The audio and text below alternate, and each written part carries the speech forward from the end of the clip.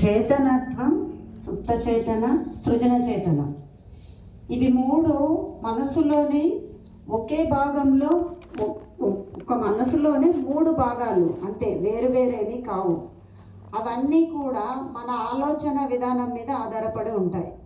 సహజంగా ఉదయం నుంచి రాత్రి వరకు మనకు దినచర్య అలవాటైపోతుంది. చిన్నప్పటి నుండి మనము నేర్చుకున్న పద్ధతులు అది దాని ప్రకారం చేస్తూ వెళ్తాం. అది మనం ఆలోచించకుండానే ప్రతి పని చేస్తూ వెళ్ళిపోతాం. ఇప్పుడు ఇది చేయాలి, ఇది చేయాలి, అవసరం లేదు.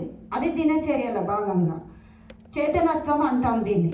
సుప్త చేతన ఏమంటే స్వతహాగా ఏమీ ఉండదు, కానీ ఈ చేతనత్వంలో అప్పుడప్పుడు మనం ఏదైతే చూసి గట్టిగా దాని గురించి అనుకున్నప్పుడు, దేనైనా చిన్నప్పటి నుండి దాన్ని చూసి భయపడినప్పుడు కానీ, ఇష్టపడినప్పుడు కానీ, అలాంటి కొన్ని సందర్భాలను అది చేతనత్వం తీసుకున్నప్పుడు సుప్త చేతనలోకి ఫిక్స్ చేయబడుతుంది. అది సందర్భాన్ని బట్టి మనకు ఉపయోగపడుతుంది. ఆ రకంగా అది అవసరం మీద మనకు ఎప్పుడంటే అప్పుడు మనం కోరుకున్న విధంగా సుప్త చేతన పనిచేస్తుంది. ఓకే, అందుకని అది మన అంతరంగంలో అంతర్చేతనలో ఉంది కాబట్టి మన సుప్త చేతనకి మనం పదే పదే ఒకదాని గురించి చెప్తున్నప్పుడు ఆ పనులు జరుగుతాయి. ఉదయం రాత్రి మెడిటేషన్ ముందు కావచ్చు, మనం ఒకటి కావాలని కోరుకున్నప్పుడు ఖచ్చితంగా సుప్త చేతన చేసి పెడుతుంది. ఇక సృజన చేతన విషయానికి వస్తే అది ఎలా ఉంటుందంటే సుప్త చేతనలోనూ ఉండదు, చేతనత్వంలోనూ ఉండదు. ఈ రెండింటికి కాకుండా మనకు కావాల్సిన వాటి కోసం సెపరేట్గా 10% పనిచేస్తుంది. అది ఎలా అంటే సుప్త చేతనలో చెప్పినప్పుడు చెప్పి చెప్పి చెప్పి చాలాసార్లు చెప్పి చూసినప్పటికి కూడా ఎంతకీ ఒక పని జరగడం లేదు, మనకి అవ్వడం లేదు. ఇంకా ఏం చేయాలి, ఇంకా ఏం చేయాలి అని పదే పదే ఆలోచిస్తూ ఉంటాం, కానీ ఆ పని జరగదు.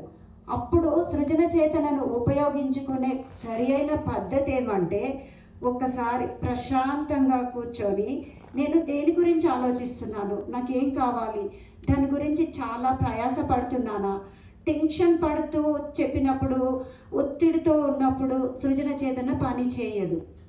ప్రశాంతంగా ఉండి కొన్ని గంటలు దాని గురించి ఆలోచించకుండా ఉండి ప్రశాంతంగా కూర్చొని ఒక్కసారి దాని గురించి గట్టిగా నిర్ణయం తీసుకొని చెప్పేయండి.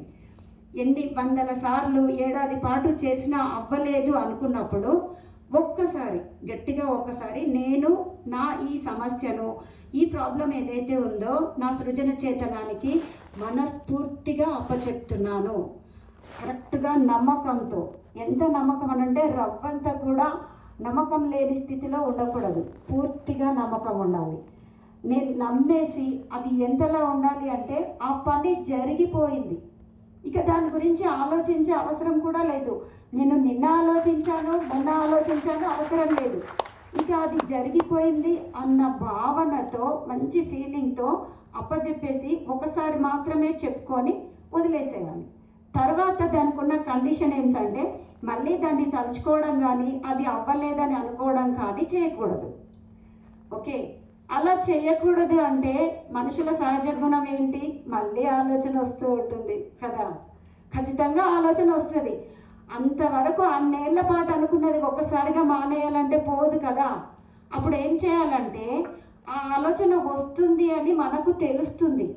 ఓకే, కాస్త ఎరుకతో ఉండండి, స్టాప్.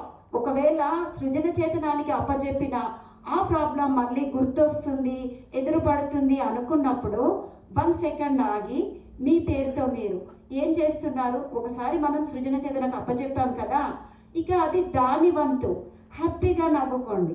ఇక అది దాని వంతు, ఆ పని ఖచ్చితంగా చేసి పెడుతుంది, దాని గురించి నేను ఆలోచించను అని నెమ్మదిగా మీ మనసుని మరోవైపుకు, మరో ఆలోచనకు మరల్చుకోండి. ఆ తర్వాత చూడండి, ఖచ్చితంగా ఒక 11 రోజుల్లోనో 21 డేస్లోనో మీరు సృజన చేతనానికి అప్పచెప్పిన పని ఖచ్చితంగా జరుగుతుంది. Okay friends,